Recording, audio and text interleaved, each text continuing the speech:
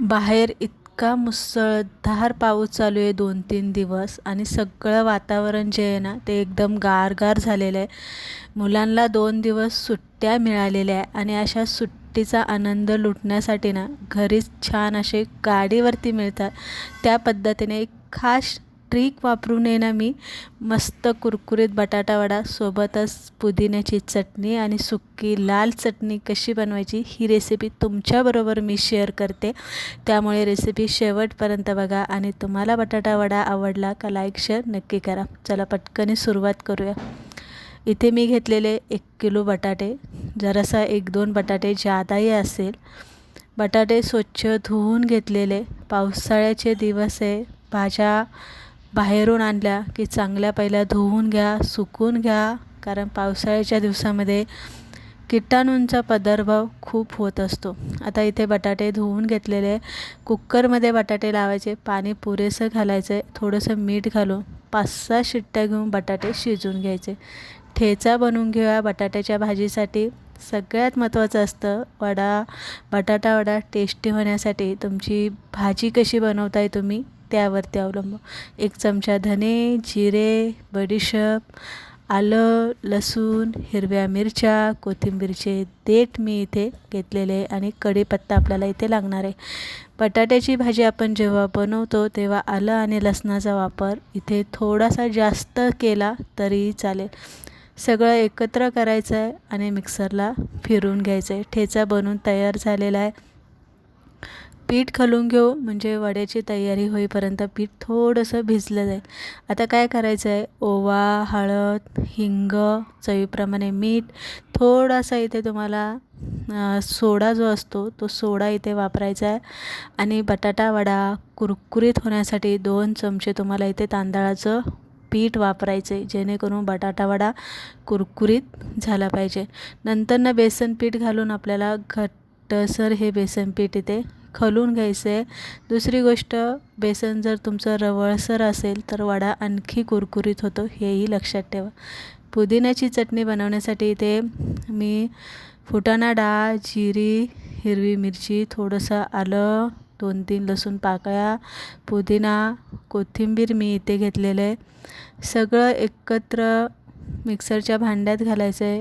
अर्धा लिंबू पिळायचा आहे.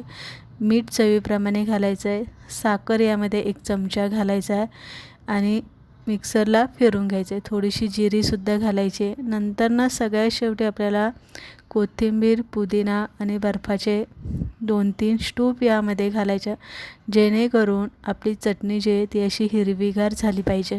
हिरवी पुदिन्याची चटणी इथे आपली बनवून तयार झालेली आहे. आता आपण सुकी लाल चटणी कशी बनवायची हे बघूया. 9-10 लसूण पाकळ्या घेतलेल्या आहे.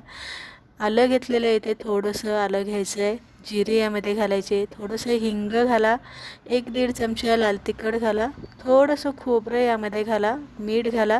मिक्सरला हे सगळ्यात पहिलं फिरवून घ्या आणि नंतर जी आपली मार्केटमध्ये शेव भेटते साधी नमकीन शेव जी असते ती यामध्ये घाला. मिक्सरला फिरवून घ्या. आपली लाल बटाट्या वड्याची जी लाल सुकी चटणी असते ती आपली इथे बनून तयार झालेली. आता ही चटणी ना तुम्ही अगदी डब्यावरती सुद्धा देऊ शकता किंवा याचा पराठासुद्धा बनवू शकता.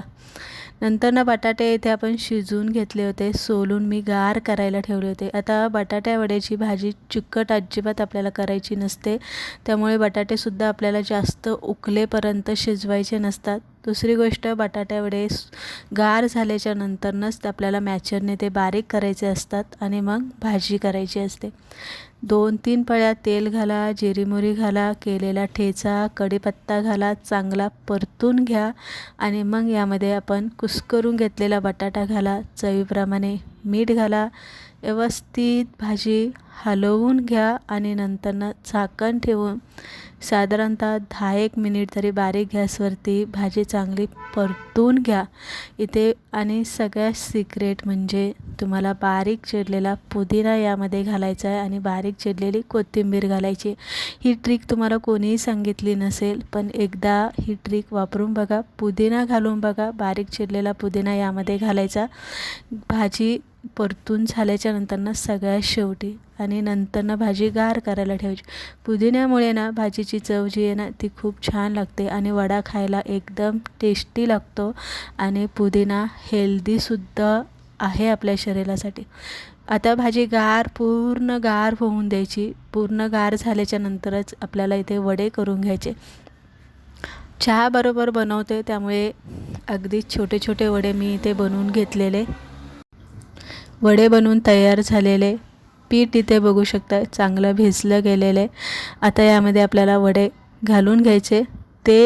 बटाटा वडे तळताना तेल पुरेसं गरम झालेलं पाहिजे आणि मग वडे आपल्याला तेलामध्ये सोडायचे. जेवढे तेलात बसतील तेवढेच सोडा आणि वडे थोडेसे तळले गेले की मग उलटे करा आणि चांगले कुरकुरीत तळून घ्या.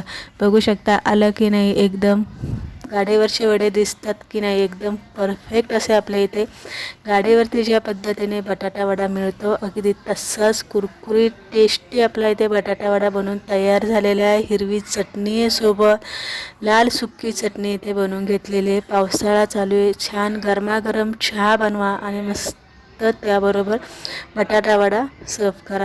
रेसिपी तुम्हाला आवडली असेल लाईक करा, शेअर करा. तुम्हाला बटाट्या वड्याची रेसिपी कशी वाटली हे कमेंट करून नक्की सांगा.